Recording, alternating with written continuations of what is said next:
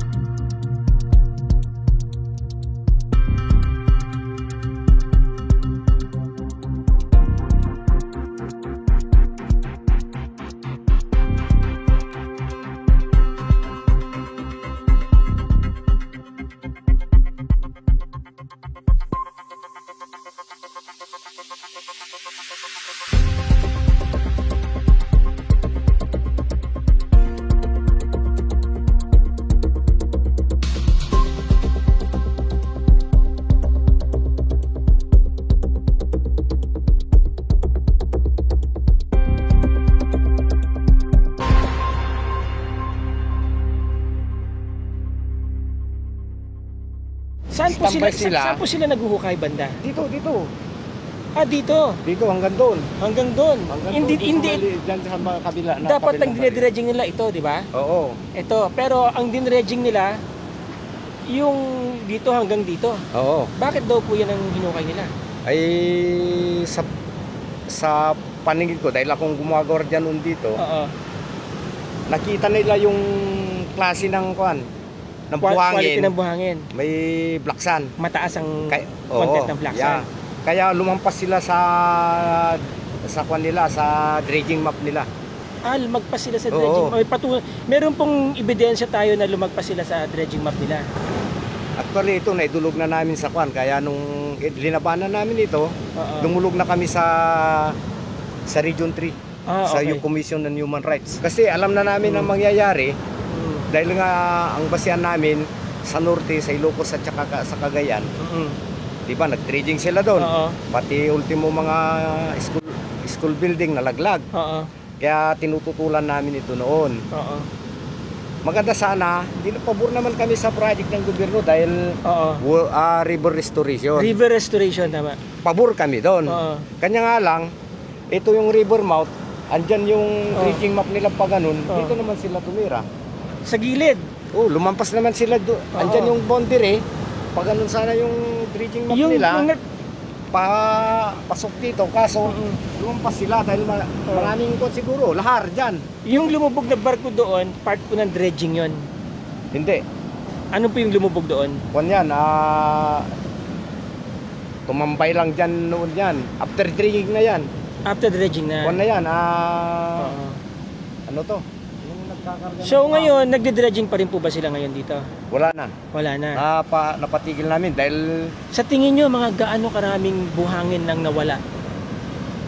Mga ilang, marami, malaki. Talagang marami. Kasi sabi nyo nga, 100 meters mula dito. So dire-diretso yan hanggang doon, 100 meters. Hindi, hanggang dito lang Dito sila. lang. Natigilan namin sila. Oo. Kaya So, kaya itong nabutas eh. ang buhangin po, dati dito hanggang saan? Hanggang doon, doon yung lumubog na kwan. Yung lumubog na barko. Oh, yun ang Hanggang doon ang buhangin noon buhangin. pag ganun. Ang ganda sana. Sana. Ang ganda para sa mga turista, Oo. para sa mga mangingisda, Oo. di ba? Tapos na nilang mag-dredging, Ayan, mga 100 meters na. 100 meters ang nawala. Oo. 2 taon makalipas. Dalawang taon na ngayon. Mga 2 taon na makalipas. Ito po is Santo Tomas River to, di ba? Hindi. Ano po ito? Maluma River. Maloma River Santo yan. Tomas doon. Yun. Nandun Ayun, na Santo Tomas. nagkakalaglagan na yung sa Liliwa. Ayun, Nagkakalaglagan ayun na, yung- nagkakalaglagan na doon. Oo. Ayun, nakapan yan na. Grabe kasi ang lalim. Ganun, tama po ba yung pagdedredging nila doon sa tingin nyo? Mali pa rin. Mali pa rin kasi masyadong malalim. Malasyadong malalim. Oo. Ito, halimbawa, Oo. 30 padams. Oo. 30 na di pa lalim. Oo. Ang iksi nung kwan nila, ang dadaanan nila, Oo. yung lalim, andyan yung lupa, Oo. tingnan mo, hindi ba mag-i-erode yan? Babagsak yan, siyempre. Babagsak, mag-i-erode, buhangin Oo. lang yan. Oo. Ito, kay, ano pangalan nito? Siya noon, disilting. Oo, diselting talaga. Legit. Legit yun. Oo. Ang kwan dyan, bako, kinakarga sa dump truck, nilalagay sa Nilalagay pantalan. Oo. Pagkatapos, may barko doon sa gitna. Oo. Tinatransfer yung Pinatransfer. buhangin. Yung buhangin. Yun ang the best. Sabi naman bukas yan eh. Oo. Kanya nga lang, yun nga, yung dredging map nila, doon lang ang boundary, pag ano, yung mga buyan nila. Oo. Ay, di lumalampas sila eh. Pinipigilan namin, yung tangin sa mga talagang nambuli yung mga China, mga Chinese eh. Oo. Bayad na kayo, ginaganon kami. Bayad na kayo. Ganun sabi ng mga inchik. Oo, inaamon pa kami ng suntukan eh. Paano nila sinabing bayad na kayo? Ginaganon kami. Ginaganon kayo. Hayop, no? Yung mga mangingisda, pinapatabo eh. Lumalampas na kayo sa boundary eh. Sabi ganun. Kami ang nakakaalam kung ano ang behavior ng dagat pagdating ng tagulan. Dahil kayo ay Legit kami tiga rito. dito na kayo Pag tinubuan. tagulan, uusod ng kunti rito. Dito na kayo tinuli. Oo. Di ba? Pagdating na summer, uusod doon. Nung hinukay, siyempre malalim. Wala na. Asan yung lupa rito? Mag-i-erode yun, kukunin. Ang sabi naman ng iba, ganyan daw talaga dito. Pagka ganito tag-ulan, kinukuha yung dagat at binabalik. Hindi. Totoo po ba yun? Hindi. May ibabalik pa ba tong dagat na to? Wala na. Mahirap na. Hindi reverse restoration ang ginawa sa amin. Yun ang report namin sa Human Rights. Mm-mm. Nagmina sila. Okay. Ano sabi sa inyo ng mga incheck?